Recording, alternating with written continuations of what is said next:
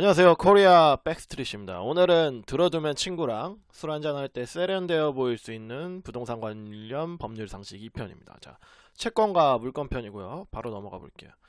자, 채권이 뭔가 이제 뭐 우리가 채권 하면 일단 뭐 돈 받을 수 있는 권리로 이제 생각을 하는데 맞는 말이죠.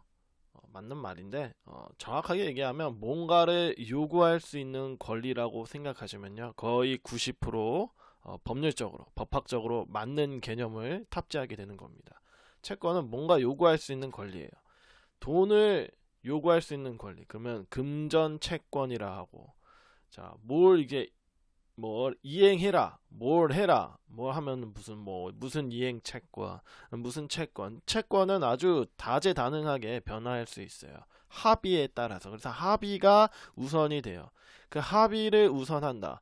법률의 내용보다 합의를 우선한다. 어려운 말 한번 써야죠. 세련된 표현. 사적 자치의 원칙. 사적으로 스스로 알아서 하는 그거를 원칙으로 한다. 이런 뜻이에요. 예. 뭐 쉽죠? 예. 대신에 이제 이런 특징도 있어요. 합의를 한 사람끼리만 1대1로 원칙. 그러니까 합의한 사람들끼리만 우리가 되게 이제 1대1로 이제 계약을 맺고 이러잖아요. 그러니까 상대적이다라는 거죠.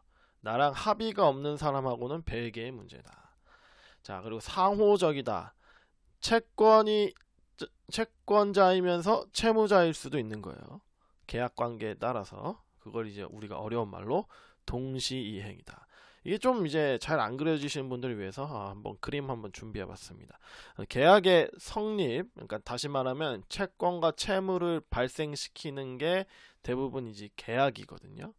이 계약의 성립은 청약과 승낙으로 이루어집니다. 이 청약과 승낙. 부동산 청약할 때 그 청약이 이 청약과 비슷한 개념인가요? 네, 거의 95% 동일한 개념이에요.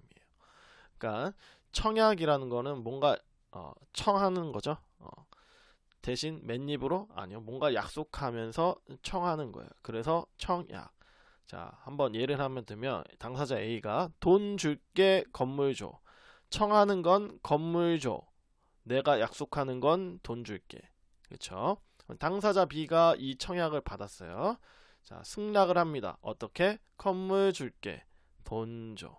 자, 그러면 채권은 어떻게 되냐? 당사자 A의 채권은 건물 조죠. 당사자 B가 승낙했으니까 대신에 당사자 A의 채무는 내가 약속한 거, 청약한 거 바로 돈 줄게.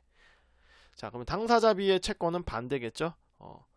돈 내나 채무는 건물 줄게. 이거죠. 그러니까 채권자이면서 채무자일 수 있다는 게 이런 말이고요. 대부분 채권, 채무는 계약을 통해서 예외도 있어요. 채권만 있는 어떤 계약도 있고 그걸 편무 계약 막 이런 거 있는데 증여나 이런 건 좀 예외가 있지만 어쨌든 대부분의 계약은 청약과 승낙, 채권, 채무를 발생시킨다. 이렇게 알면요. 굉장히 뭔가 세련되어 보일 수 있는 표현을 할 수 있는 거예요. 야, 채권이 있으면 또 채무도 있는 거야. 야, 채권자가 어떤 이행을 요구할 때는 자신의 채무 또한 이행을 하면서 동시에 이행해야 돼. 동시이행의 항변 이런 말 많이 쓰잖아요. 자, 동시이행. 다 이럴 때도 쓰는 거예요. 동시이행은 이 채권 채무와 아주 밀접한 관련이 있습니다. 요 정도 알아두시면 굉장히 술자리에서 세련되어 보일 수 있어요. 자, 이제 물권. 자, 물건을 약간 좀 헷갈려 하시는 분들이 있어서 이번 시간에 한번 확실하게 개념을 잡아보시면 됩니다. 물건은 무언가를 지배할 수 있는 권리를 이제 물건이라 는 거. 특히 물건. 그렇죠? 근데 이때 우리가 물건이라고 하는 거는 유형의 어떤 물건도 있지만 무형의 물건. 무형의 물건이 뭐지? 특허권 이런 거 있잖아요. 보여요? 특허권이 형체가 있어요? 없죠? 근데 그것도 독점할 수 있잖아요. 그렇죠? 예. 또는 양도할 수도 있는 거고. 자, 물권은 그래서 지배할 수 있는 권리를 말하는 거야. 지배할 수 있다는 억양에서 뉘앙스가 오죠. 예, 절대적이에요. 요거를 좀 세련되게, 우리는 항상 목표가 세련되어 보이는 거, 세련되어 보이게 말하는 방법은 바로 제3자 대항력이 있다라고 하는 거예요. 자, 이 물권은 크게 두 가지예요. 완전 물권, 제한 물권. 완전 물권은 우리가 말하는 소유권을 말하는 겁니다. 이 소유권에서 어떤 기능을 어떤 기능만 주는 물건, 어떤 기능만 있는 물건, 어떤 것만 하는 물건, 그런 것들을 다 제한 물건이라 하는 거예요. 자, 그러니까 물건의 기본은 소유권에서 파생되는 거고요. 그래서 우리나라 민법도 보면요, 소유권에서부터 먼저 규정이 되고, 제한 물건에 관한 규정은 특별한 것만 법에 규정하고 나머지는 소유권이나 이런 것들 다 준용합니다. 자, 물건은 강행 규정이에요. 법이 정한 내용이 우선하는 거고요. 물건을 당사자가 임의로 만들 수 없어요. 임의로 못 만든다. 법으로만 만들 수 있다. 강행 규정. 자, 그런 거를 세련되게 강행 규정. 법률의 내용이 먼저 우선한다. 그리고 당사자 합의는 제한적으로만 인정한다. 그게 바로 강행 규정성이다. 세련되어 보이죠? 이런 표현들을 잊지 마세요. 자, 제3자 대항력이 뭐냐? 되게 쉬운데, 당사자 A의 소유권은 당사자 B든 당사자 C든 당사자 D든 제3자 누구에게나 주장할 수 있는 거죠.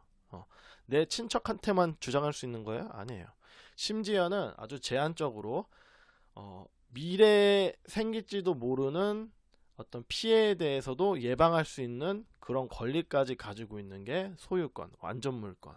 그런 것들을 제3자 대항력이라 하는 거예요. 어렵지 않죠? 관계가 나 일면식도 없는 사람한테도 내 소유권을 주장할 수 있잖아요. 그렇죠? 그러면 제3자, 일면식도 없어요. 본 적도 없는 사람한테 내 소유권을 주장하려면 필연적으로 뭐가 필요하냐? 뭔가 보여줘야 돼. 근데 집에다가 내 이름 써놓으면 그때부터 내 거예요? 아니죠. 그걸 우리 세련되게 공시한다라고 하잖아. 공시. 우리나라의 대표적인 공시제도가 뭡니까? 바로 그겁니다. 등기제도. 그러니까 등기제도가 필연적으로 따라올 수밖에 없어요. 제3자한테 내 거라는 걸 공적으로 보여주려면. 근데 거기까지예요. 공시력, 그러니까 공적으로 보여주는 것만 있지 공신력은 없습니다. 이 부분에 대해서는 우리 시간이 되면 다음에 한번 다뤄볼게요. 자, 근데 우리 헷갈려하는 개념이 있어요. 특히 우리는 이제 부동산에 관한 걸 이제 배우는 거니까 부동산에 관해서 우리가 좀 헷갈려하는 게 바로 전세권이에요. 우리가 흔히 일상생활에서 말하는 전세권은 전세 세입자의 전세권은 우리가 일상생활에서 말하는 거는 채권적 전세권자라고 해요. 채권적 전세권자가 뭐냐? 사실상 일시불로 아주 큰 금액을 일시불로 결제한 세입자를 말하는 거예요. 자, 근데 법학이다. 법률에서 말하는 일단 전세권자는 원칙적으로 물권적 전세권자를 말하는 거예요. 아니, 채권적 전세권자는 뭐 임차인이랑 동일하다고 하니까 이해가 되는데, 물권적 전세권자는 뭐야? 자, 물권이니까 제3자 대항력이 있죠. 등기가 된다는 뜻이에요. 그렇죠? 공시제도를 활용한 제3자 대항력. 그러니까 등기가 돼요. 등기가 되는 이제 전세권을 이제 전세권 이제 등기부등본 보면은 전세권 설정 이렇게 등기 있잖아요. 그거 보면은 그런 사람들이 이제 물권적 전세권을 가지고 있는 물권적 전세권자예요. 그냥 내가 전세 세입자로서 전입신고하면은 채권적 전세권자고, 지금은 전입신고와 뭐 전세권 설정도 하긴 하는데 사실 물권적 전세권의 치명적인 약점도 있습니다. 요거는 다음 시간에 한번 자세하게 다뤄보면 좋을 것 같고, 아주 간단한 예를 들자면 채권적 전세권자는 전대가 일단 원칙적으로 금지되죠. 별다른 합의가 없는 이상, 특약이 없는 이상 내가 세입자인데 내 마음대로 전대 다시 임대를 못 주잖아요. 근데 물권적 전세권자는 원칙적으로 가능해요. 원칙적으로 가능해. 그리고 아주 쉽게 예를 들자면 채권적 전세권자는 내가 집에다가 뭔가 좀 변형을 하고 싶어. 그럼 집주인 뭐 허락받고 이래야 되잖아요. 심지어 못 하나 이제 못 몇 개 벽에 박을 때도 좀 허락받고 이래야 되는 경우도 있어요. 특약이 이제 그런 게 많이 걸리니까. 근데 물권적 전세권자는 그런 거 없어요. 원칙적으로 내가 하고 싶은 대로 다 할 수 있어요. 다만 나중에 갈 때 그냥 원 상태로만 돌려주면 돼요. 전세를 이제 설정할 때 그때 상태로만 돌려주면 돼요. 그러니까는 이런 차이가 좀 있어요. 그리고 경매에서 특히 이제 차이가 많이 지게 되는데 그런 거는 다음에 한번 알려드릴게요. 자, 근데 요즘의 경향, 현재의 경향은 뭐냐면 채권을 물권화하는 경향이 있어요. 아니 이게 무슨 이 채권을 물권화한다? 그게 대표적인 게 바로 주택 임차인의 권리예요. 우리가 흔히 말하는 주택임대차보호법, 줄여서 주임법, 상가임대차보호법, 상임법, 쌍의 권리, 특히 우리가 말하는 임차인의 대항력. 임차인의 대항력은 사실 대항력이라는 표현 아까 어디서 썼죠? 바로 그래요.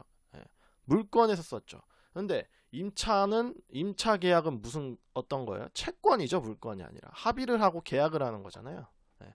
근데 전입신고를 인도받아서 들어가 살아서 전입신고를 하면은 그것만으로 전입신고를 공시로 보는 거죠. 공시제도로 봐가지고 물건처럼 만들어 버리는 거예요. 예. 그래서 경매로 넘어가도 다른 사람한테 넘어가도 계속 살 수 있는 권리를 보장해주고, 이런 것들이 현재의 경영이 그래요. 상가도 마찬가지고. 그런 것들을 봤을 때 이 채권의 물권화는 주로 어디서 이제 많이 이루어지냐? 사회적 약자가 가지는 채권을 물권화 시켜서 보호해줘요. 임대인과 임차인 중 누가 예전에는 약자였죠. 임차인이 비교적 약자였잖아요. 저 같은 그런 사람들을 보호해 주려고 이런 규정들을 만들어요. 채권을 물권화해주는 규정들. 그런 것들을 세련된 표현이 필요하죠. 여기서 편면적 강행 규정. 편면이 뭐예요? 한쪽만 치우쳐서. 누구한테 치우친 거예요? 이 주임법은 임차인에게. 왜? 사회적 약자니까. 그렇죠? 사회적 약자를 위해서 편명적으로 강행 규정. 강행 규정이라는 건 뭐라고요? 법이 우선한다는 거. 이거는 어디의 특성? 물권의 특성. 그러니까 물권화 시켜버린 거예요. 법이 강제로 임차인의 어떤 전입신고만으로도 제3자한테 대항할 수 있다라는 거를 법으로 만들었어요. 아까 물권은 함부로 개인이 못 만든다 그랬죠. 다만 법으로만 만들 수 있다 그랬죠. 예, 법으로. 그래서 편명적 강행 규정으로 채권을 물권화 시키는 게 현재의 경향이고, 그 대상은 대부분 사회적 약자에 위치 있는 사람들의 채권을 물권화 시켜서 좀 더 강하게 보호해 준다. 왜냐? 그런 사람들의 사회적 권리가 어느 정도 위치에 올라와서 보장이 된다는 게 사회적 분위기가 형성이 돼야 사회가 안정된다는 논리하에서 그렇게 이루어지는 겁니다. 어렵지 않죠. 예. 요런 오늘 이제 좀 나온 표현들을 좀 활용하셔서, 특히 이제 요새 막 주택 임대차 뭐 임대차 3법 이러면서 이제 말을 하잖아요. 임대차 3법의 논란의 어떤 뭐 그런 것들이 대부분 다 편면적 강행 규정, 채권의 물권화의 어떤 그 맥락에서 이루어지는 거거든요. 그런 표현들, 편면적 강행 규정, 채권의 물권화, 이런 표현들을 이제 쓰시면은 굉장히 뭔가 있어 보이는 그런 술자리가 될 수 있습니다. 오늘은 여기까지입니다. 감사합니다.